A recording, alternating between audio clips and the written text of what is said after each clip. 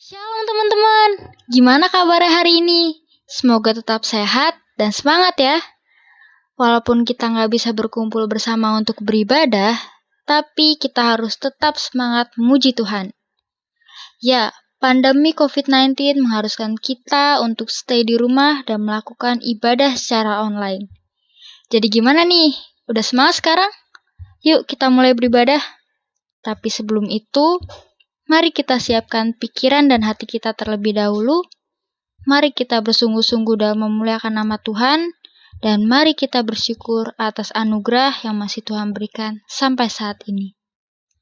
Saat teduh, mulai.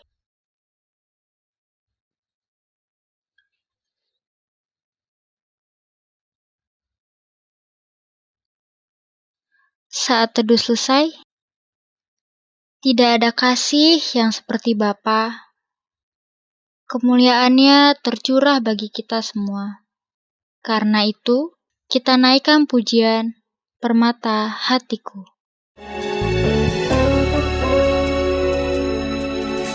Dengan segenap hati dan jiwaku, ku datang padamu dalam kerinduan. Kasih-Mu yang sanggup mengubahku dan menguatkanku dalam pengharapan. Yesus, Engkaulah mata hatiku,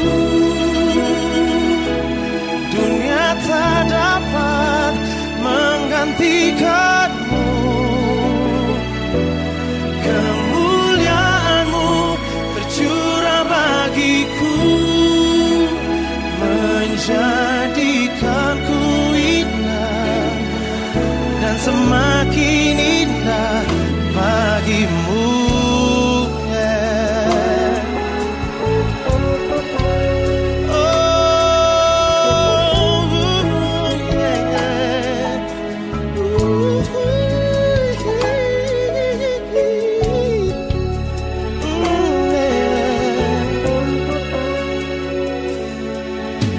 Dengan segenap hati dan jiwaku,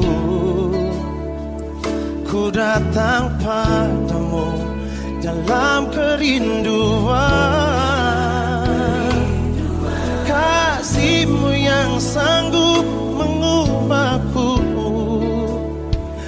dan menguatkanku dalam pengharapan.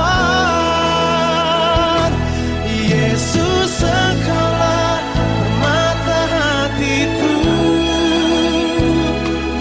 dunia tak dapat menggantikanmu.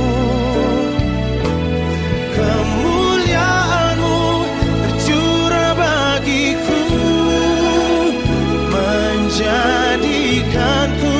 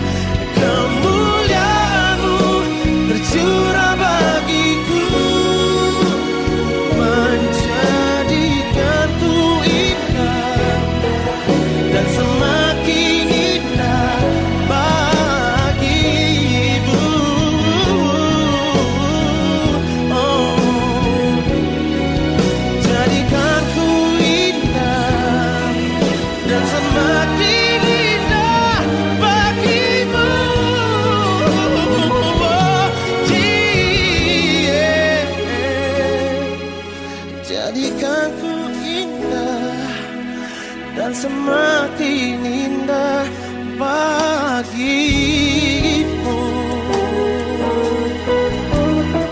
Teman-teman, mari kita bersatu dalam doa. Allah Bapa yang baik, Allah Bapa yang bertahta di dalam kerajaan surga, sungguh kami mengucap syukur Bapa atas kesempatan ini. Kami masih boleh diizinkan beribadah bersama walaupun secara online. Bapa, kami ingin berdoa untuk ibadah kami ini. Berkatilah dari awal, pertengahan, hingga akhirnya. Kiranya ibadah ini dapat berlangsung tanpa gangguan suatu apapun. Dan kami juga boleh layak di hadapan-Mu serta menyenangkan hati-Mu. Terima kasih Bapa, hanya di dalam nama-Mu kami sudah berdoa dan mengucap syukur. Haleluya. Amin. Kita akan memasuki doa syafaat, namun sebelum itu kita naikkan pujian. Semua baik. Dari semula telah Kau tetapkan hidupku dalam tangan-Mu, dalam rencana-Mu Tuhan. Rencana indah telah Kau siapkan bagi masa depanku yang penuh harapan.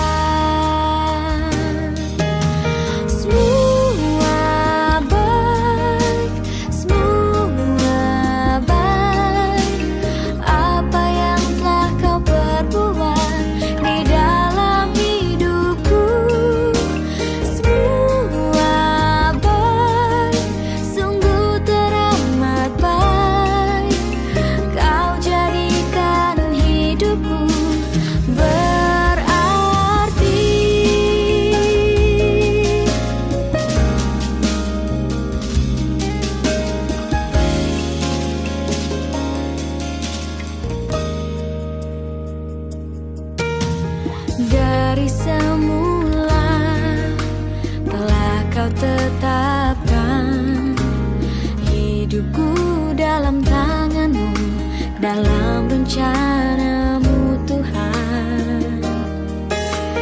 Rencana indah telah Kau siapkan bagi masa depanku yang penuh harapan.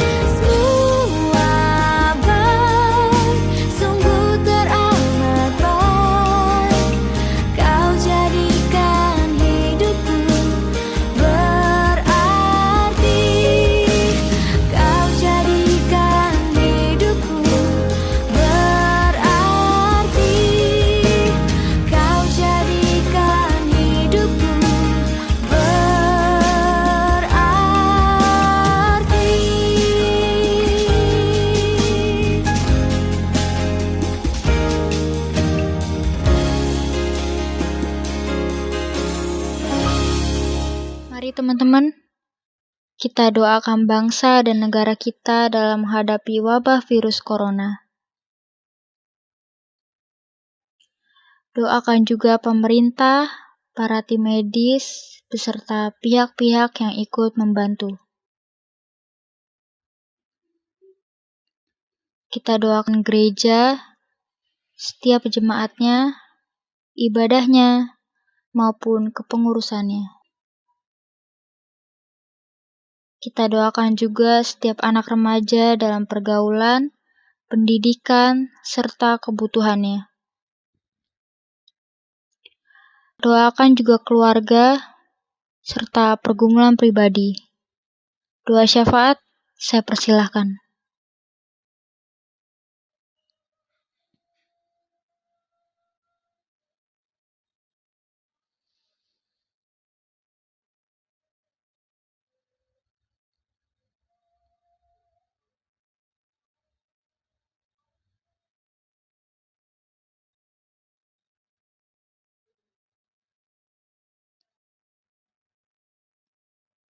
Amin. Shalom teman-teman. Puji Tuhan, sekarang kita masih boleh bersama-sama beribadah meskipun di rumah masing-masing sekali lagi. Nah, kita akan mendengarkan firman Tuhan, namun sebelumnya kita berdoa dulu ya. Bapa di surga, terima kasih karena pada hari ini kami boleh beribadah dalam hari Pentakosta ini. Terima kasih Bapa, Kau telah mencurahkan Roh Kudus-Mu. Biarlah kami mengerti hari ini apa makna dari pencurahan Roh Kudus ini dan apa yang harus kami lakukan sebagai orang-orang yang telah menerima Roh Kudus-Mu. Terima kasih Bapa di surga, hanya di dalam nama Tuhan Yesus kami berdoa dan mengucap syukur. Haleluya, amin. Ya, saya ulang. Shalom, apa kabarnya buat teman-teman sekalian? Saya harap semuanya baik-baik aja, sehat-sehat selalu, dan tetap menjaga jarak, menjaga social distancing, menjaga kesehatan masing-masing kita semua. Ya, hari ini kita akan merenungkan firman Tuhan. Karena hari ini adalah hari yang cukup spesial dari hari-hari besar yang pernah dirayakan oleh orang Kristen. Ada 5. Pertama kelahirannya, lalu ada kematiannya, kebangkitannya, kenaikannya, dan yang terakhir adalah pencurahan Roh Kudus. Nah, itulah yang kita rayakan hari ini, yaitu hari Pentakosta. Seperti namanya Pentakosta, berarti hari ke-50. Dihitung dari mana? Dari kenaikan tuh, dari kebangkitan Tuhan Yesus Kristus. Nah, mari kita semua sama-sama kita buka Alkitabnya dalam Kisah Para Rasul pasal 2 ayat 1 sampai 13. Kisah Para Rasul pasal 2 ayat 1 sampai dengan 13. Kita semua sudah menemukan, kita baca sama-sama. Saya akan membacakannya buat teman-teman dan nanti teman-teman boleh ikuti di rumah masing-masing. Ketika tiba hari Pentakosta, semua orang percaya berkumpul di satu tempat. Tiba-tiba turunlah dari langit suatu bunyi seperti tiupan angin keras yang memenuhi seluruh rumah di mana mereka duduk. Dan tampaklah kepada mereka lidah-lidah seperti nyala api yang bertebaran dan hinggap pada mereka masing-masing. Maka penuhlah mereka dengan Roh Kudus, lalu mereka mulai berkata-kata dalam bahasa-bahasa lain seperti yang diberikan oleh Roh itu kepada mereka untuk mengatakannya. Waktu itu di Yerusalem diam orang-orang Yahudi yang saleh dari segala bangsa di bawah kolong langit. Ketika turun bunyi itu, berkerumunlah orang banyak. Mereka bingung karena mereka masing-masing mendengar rasul-rasul itu berkata-kata dalam bahasa mereka sendiri. Mereka semua tercengang-cengang dan heran, lalu berkata, bukankah mereka semua yang berkata-kata itu orang Galilea? Bagaimana mungkin kita masing-masing mendengar mereka berkata-kata dalam bahasa kita sendiri? Itu bahasa yang kita pakai di negeri asal kita. Kita orang Patria, Media, Elam, penduduk Mesopotamia, Yudea dan Kapadokia, Pontus dan Asia, Firgia dan Pamfilia, Mesir dan daerah-daerah di Libya yang berdekatan dengan Kirene, pendatang-pendatang dari Roma, baik orang Yahudi maupun penganut agama Yahudi, orang Kreta dan orang Arab. Kita mendengar mereka dalam berkata-kata dalam bahasa kita sendiri tentang perbuatan-perbuatan besar yang dilakukan Allah. Mereka semuanya tercengang-cengang dan sangat termangu-mangu sambil berkata kepada seorang kepada yang lain, apakah artinya ini? Tetapi orang lain menyindir mereka sedang mabuk oleh anggur manis. Ya, dalam bacaan kita melihat di sini adalah hari di mana Roh Kudus turun dalam dunia. Nah, hari ini kita akan belajar apa sih yang harus kita perbuat setelah kita menerima Roh Kudus itu sendiri. Jadi kan saya katakan bahwa ketika Roh Kudus turun di kala itu, di masa itu, di hari Pentakosta itu, di mana para murid sedang berkumpul, mereka sedang berkumpul di sebuah rumah. Dalam terjemahan lain dikatakan di bait Allah, mereka sedang berkumpul, tinggal di sebuah tempat, lalu tiba-tiba bunyi angin keras dan ada lidah-lidah api yang hinggap ke atas kepala mereka. Nah, peristiwa-peristiwa ini pertama yang kakak mau ajarkan kepada kita semua ini sekali untuk sepanjang masa. Peristiwa pencurahan Roh Kudus hanya terjadi di masa itu dan tidak terulang lagi. Dan Roh Kudus sekarang sudah ada dalam diri kita masing-masing. Ketika mereka telah diwakilkan turunnya Roh Kudus kepada mereka, itu menandakan bahwa kita saat ini sudah memiliki Roh Kudus itu sendiri. Roh Kudus sudah ada di dunia dan tidak perlu diturunkan lagi. Itu dulu pertama yang mau luruskan. Nah, tapi bukan itu poin kita yang hari ini mau kita pelajari. Tapi apakah yang harus kita sikapi? Kita hari ini memperingati bahwa Roh Kudus sudah ada untuk kita semua. Lalu apa selanjutnya? Nah, pembacaan kita di pasal 2 membawa kita mengerti apa yang selanjutnya membuktikan kita sebagai orang-orang yang telah menerima Roh Kudus itu sendiri. Kita baca dulu. Dalam pasal 2 dijelaskan di sana tadi, sekali lagi, mereka diam di sebuah rumah. Di ayat 1 memang di sana sedang ada perkumpulan, bukan hanya orang-orang maksudnya bukan hanya murid-murid Tuhan Yesus, tapi banyak orang Yahudi dari berbagai tempat. Nah, tiba-tiba turunlah dari langit sebuah bunyi yang seperti angin keras. Jadi membingungkan semua orang di sana karena ada suara yang sangat keras yang tidak pernah mereka mungkin seperti atap yang rubuh atau bagaimana, angin yang sangat keras meniup sehingga menarik perhatian banyak orang. Nah, peristiwa itu juga ditandai lagi dengan lidah-lidah api yang hinggap di atas kepala mereka. Di ayat 3 dikatakan, dan tampaklah pada mereka lidah-lidah seperti nyala api yang bertebaran dan hinggap kepada mereka masing-masing. Jadi itu peristiwa yang hari itu terjadi dan membuat banyak orang bingung. Tapi yang kita mau sekali lagi pelajari bukan bagaimana peristiwanya, tapi apa yang dilakukan murid. Yang pertama, yang dilakukan murid Tuhan ketika mereka mendapatkan kuasa dari Roh Kudus atau Roh Kudus turun atas mereka, kita akan baca dalam ayat 4. Maka penuhlah mereka dengan Roh Kudus, lalu mereka mulai berkata-kata dalam bahasa-bahasa lain seperti yang diberikan Roh itu kepada mereka untuk mengatakannya. Garis bawahi di sana kata seperti yang diperintahkan, seperti yang diberikan oleh Roh itu kepada mereka untuk dikatakan. Murid-murid saat itu tidak tahu apa yang mereka harus katakan. Mereka mendapatkan apa yang mereka ucapkan dari apa yang Roh Kudus katakan sama mereka. Kenapa begitu? Kalau kita baca baik-baik ayat selanjutnya, apa yang mereka katakan adalah hal-hal yang membuat banyak orang tercengang. Kenapa? Karena bahasa-bahasa lain di sana bukan bahasa roh, tapi bahasa-bahasa yang orang lain mengerti. Contoh, kamu ada orang Jawa, mungkin ada keluargamu, papamu orang Jawa, lalu ketika kamu pakai bahasa Indonesia, papamu dengar kamu pakai bahasa Jawa itu, padahal kamu ngomong bahasa Indonesia. Kemudian kamu nggak pernah belajar bahasa Jerman, tiba-tiba kamu lagi ngomong sama orang Jerman dan mereka mengerti. Nah, itulah bahasa-bahasa lain itu bahasa yang dipakai oleh orang-orang yang waktu itu hadir. Itu yang menjadi tercengang. Nah, itulah yang menjadi hal yang menarik karena mereka mengatakan itu bukan dari perkataan mereka sendiri, tapi melalui perkataan Allah. Apa yang dikatakan Roh itu, itulah yang mereka katakan. Apa yang diberikan kepada dari Roh untuk mereka sampaikan, itulah yang mereka sampaikan.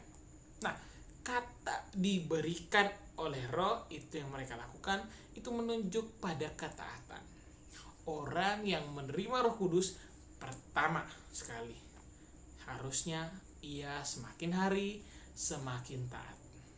Semakin hari semakin taat kepada Tuhan.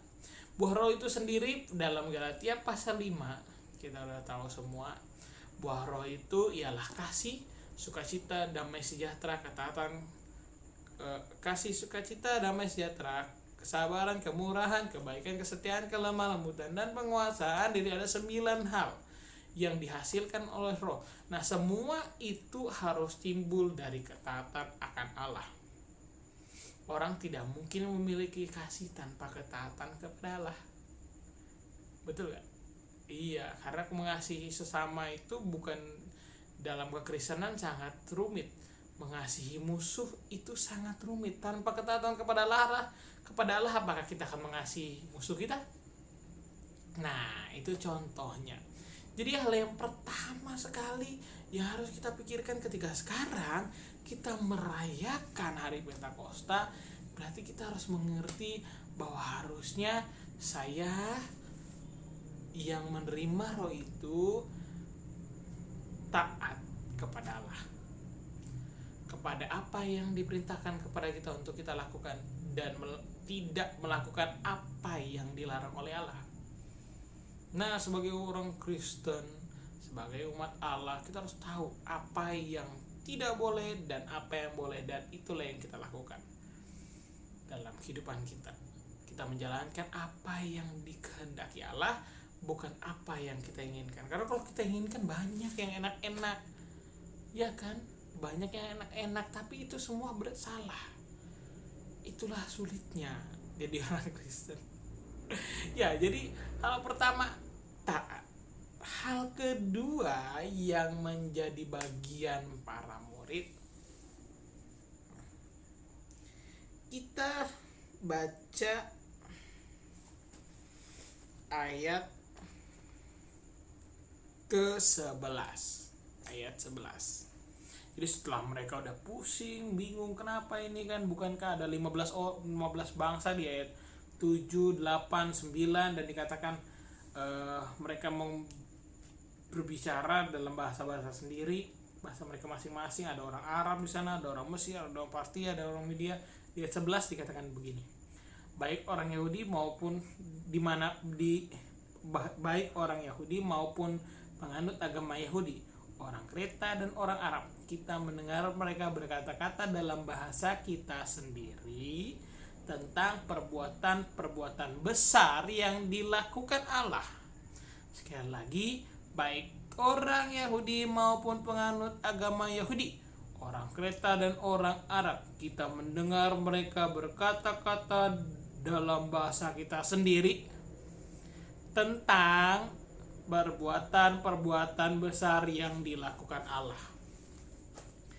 Nah, poin kedua yang menjadi hal yang seharusnya ada dalam diri kita ketika kita menerima Roh Kudus adalah mengucapkan, memberitakan, menyampaikan hal-hal besar tentang perbuatan Allah dalam hidup kita.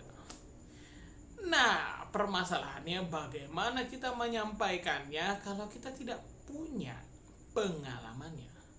Tapi sebelum kita sampai di sini pengalaman, nanti kita bahas yang perlu kita garis bawahi menyampaikan perbuatan-perbuatan yang ajaib itu. Ya, harus mengabarkan Injil. Betul. Mengabarkan Injil bukan sekedar ngomong. Oke, kakak sekarang ngasih tahu firman Tuhan bla bla bla bla, nggak harus selalu demikian. Kita udah selalu bahas bahwa mengabarkan Injil dengan perilaku terkadang lebih efektif daripada dengan mulut. Mulut bisa mengajar, tapi kalau perilakunya tidak bagus, orang nggak mau dengar. Tapi kalau pelakuannya bagus sekalipun dia tidak berkata-kata, melalui tindakannya orang sudah melihat dan mulai mau mendengar. Nah, itu hal yang terkadang kita lupain. Kita udah jadi anak Tuhan, kita harusnya taat. Nah, kalau kita taat, kita harusnya mau memberitakan firman Tuhan. Kita baca dulu satu ayat dalam Kisah pasal 1. Balik satu. Di ayat ke-8. Tetapi kamu akan menerima kuasa kalau Roh Kudus turun ke atas kamu, dan kamu akan menjadi saksiku di Yerusalem dan di seluruh Yudea dan Samaria dan sampai ke ujung bumi. Tadi kan kakak bilang menyampaikan firman Tuhan. Kenapa demikian? Karena itu salah satu peran Roh Kudus hadir dalam kehidupan orang Kristen. Dalam kehidupan orang Kristen, Roh Kudus bukan hanya sekedar mengingatkan kita ketika kita salah, tapi juga memberikan kita kemampuan untuk menyampaikan firman Allah. Dalam ayat ke-8 dikatakan demikian, tetapi kamu, jika Roh itu datang, kamu akan menerima kuasa. Kuasa apa? Untuk menjadi saksiku. Bagaimana caranya jadi saksi? Harus menyampaikan firman. Bagaimana cara menyampaikan firman? Tidak harus selalu berkata-kata, tapi kita bisa memberitakan firman Tuhan melalui apa yang menjadi perilaku kita. Bagaimana perilaku kita?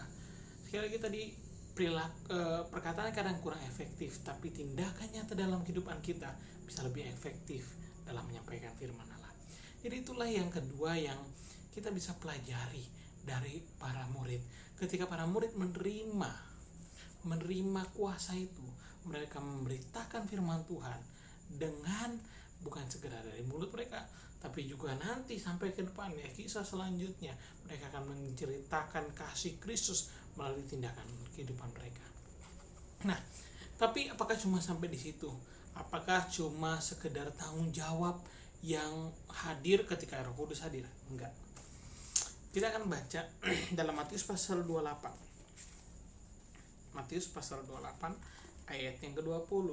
Dan ajalah mereka melakukan segala sesuatu yang telah kuperintahkan kepadamu, dan ketahuilah aku menyertai kamu senantiasa sampai kepada akhir zaman.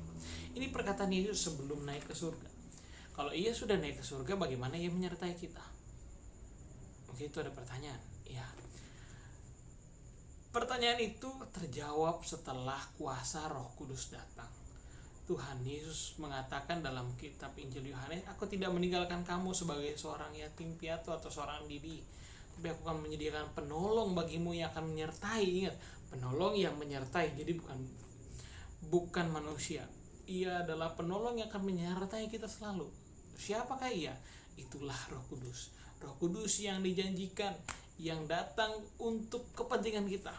Sekali lagi, bukan untuk kepentingan Allah pribadi, tapi untuk kepentingan kita, untuk menolong kita, untuk memampukan kita, untuk membuat kita mampu menjalankan tugasnya, mentaati perintahnya, untuk menjadikan kita seorang yang lebih baik, untuk membuat kita semakin beriman kepadanya. Itulah peran Roh Kudus dalam kehidupan orang percaya. Jadi sepantasnya kita mengucap syukur. Inilah 3 hal yang seharusnya orang Kristen ingat ketika merayakan hari Pentakosta, di mana kita mengenang secara baik bahwa Allah menyertai kita. Allah tidak meninggalkan kita. Memang kita tidak melihat Allah lagi, tapi kita bisa merasakannya. Dan bagi teman-teman mungkin yang belum merasakan kehadiran Roh Kudus, kehadiran Allah, sebenarnya ia ada bersama-sama dengan kita. Cuma seringkali kita yang gak peka, kita yang kurang dekat dengan dia, sehingga kita gak kenal bagaimana penyertaannya. Jadi pesan terakhir yang ingin kakak sampaikan, dekatkanlah diri kita kepada Allah, sehingga kita semakin mengenal Roh Kudus yang disediakan bagi kita, yang ada di dunia ini, yang menyertai kita. Allah yang hadir dalam kehidupan kita setiap hari, yang tidak pernah meninggalkan kita, yang membuat kita mampu untuk taat, yang membuat kita mampu untuk menjalankan tugas, menjadikan kita bisa melahirkan 9 buah roh dalam kehidupan kita, membuat buah-buah roh yang akhirnya menjadi kesaksian bagi Allah kita. Jadi sama-sama kita syukuri hari ini, bahwa hari ini Roh Kudus itu telah turun, bahwa hari ini di masa yang lalu Roh Kudus telah hadir bagi kita sampai hari ini. Ia bukan Roh Kudus yang datang dan pergi sesuka hatimu, enggak, tapi ia datang terus untuk kita, hadir di setiap waktu kita. Jadi sepatutnya kita mengucap syukur atas apa yang Allah berikan kepada kita, yaitu Roh Kudus yang menyertai kita senantiasa sampai kepada akhir zaman. Mari sekali lagi kakak ingatkan kita untuk selalu mencoba taat, karena itu adalah sebuah ucapan syukur kita kepada Allah. Lalu menjadi saksinya, dan jangan takut, karena ia menyertai kita mulai dari kita percaya kepadanya sampai senantiasa. Bahkan perlu diketahui, ini informasi, ini sebuah pengetahuan, Roh Kudus itu bukan bekerja hanya kepada kita yang percaya. melainkan kepada mereka yang belum percaya pun Roh Kudus ada bagi mereka. Hanya mereka tidak bisa menyadari betapa besar dan luar biasanya kasih Allah dalam kehidupan mereka. Jadi mari teman-teman kita ucapkan syukur karena Roh Kudus sudah hadir dalam kehidupan kita, menolong kehidupan kita, menjadikan kita taat kepada Allah, membuat kita bisa bersaksi melalui tingkah laku kita. Jadi jadikan hidup kita berbeda. Mungkin saat ini perbuatan baik kita belum langsung orang tersadar gitu kan dari perbuatan baik, belum langsung. Tapi ada masanya mereka akan teringat bahwa ada anak Allah yang luar biasa. Dan kiranya itu menyebut kepada kita semua yang ada di sini. Mari kita berdoa. Bapa di surga, terima kasih karena hari ini kami boleh belajar bagaimana kami harus menghayati kehadiran Roh-Mu. Ampuni kami bila selama ini kami kurang taat, ampuni kami bila selama ini kami kurang bersyukur, dan ampuni kami jika kami lupa menggambarkan Injil menjadi saksi Tuhan. Biarlah kami bisa berubah. Kami mau menyerahkan kehidupan kami sepenuhnya ke dalam tangan-Mu. Bantu kami mengenal penyertaan-Mu, sehingga kami bisa taat kepadamu, menghasilkan buah menjadi saksi-Mu, dan terus mengucap syukur atas Allah yang hadir dalam kehidupan kami. Terima kasih Bapa di surga. Di dalam nama Tuhan Yesus kami mengucap syukur dan berdoa. Haleluya. Amin. Shalom. Tuhan Yesus memberkati. Kita telah mendengarkan firman Tuhan.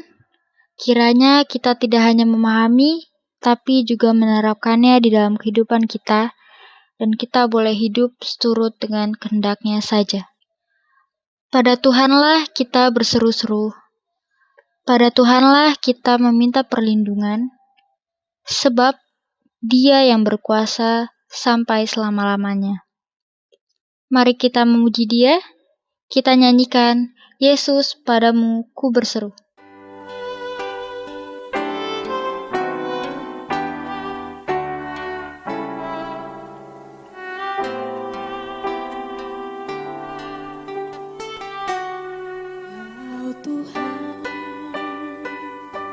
Menolong dalam hidupku, ku percaya hanya kepadamu.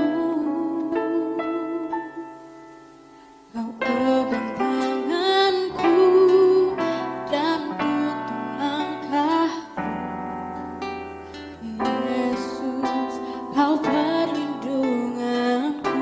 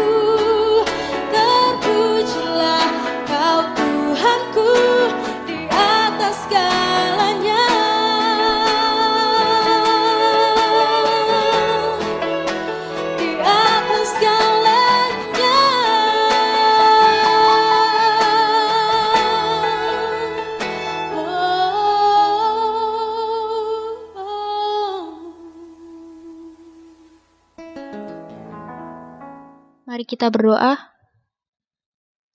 Bapa, kami sungguh mengucap syukur atas kesempatan beribadah yang masih bisa kami rasakan sampai saat ini.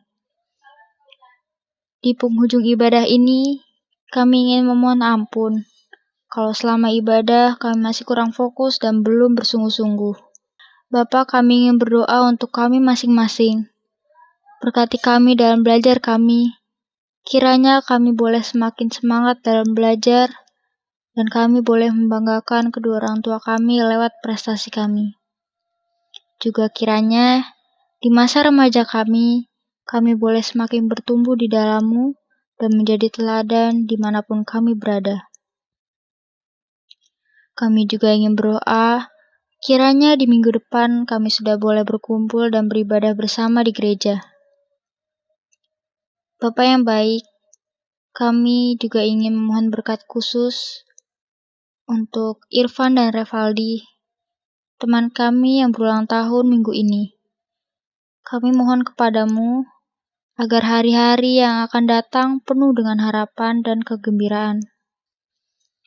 Kami berdoa juga agar tahun yang akan datang dapat mendatangkan kepada teman-teman kami ini keberhasilan dalam berprestasi serta memperoleh kepenuhan harapan dari apa yang selama ini mereka harapkan.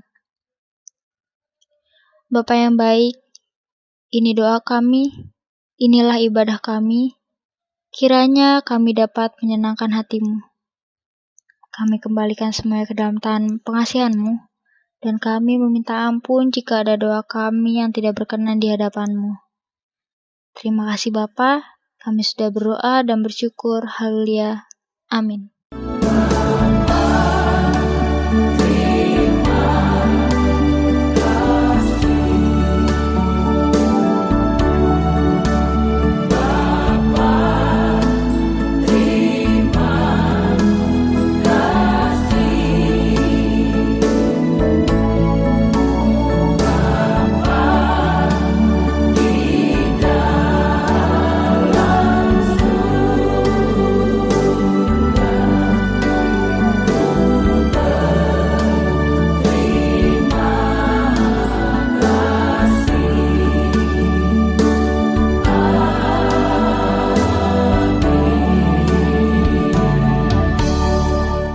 Ibadah selesai, Tuhan Yesus memberkati.